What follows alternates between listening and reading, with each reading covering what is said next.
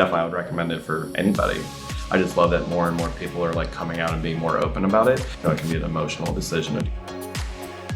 When somebody's losing their hair or they have lost their hair, it's a big part of their life that they miss out on with styling and getting to express themselves with hair.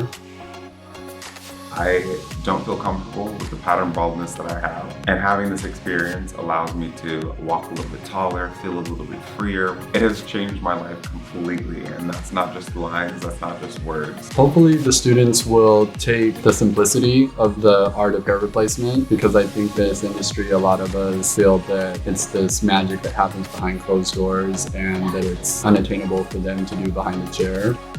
To not be intimidated by it and to see the importance of it, not only for their clients and their business, but also for them as artists in this industry, because it is really simple once you learn it, and it's fun, it's fast.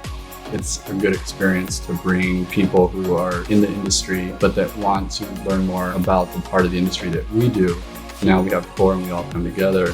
That's been really powerful.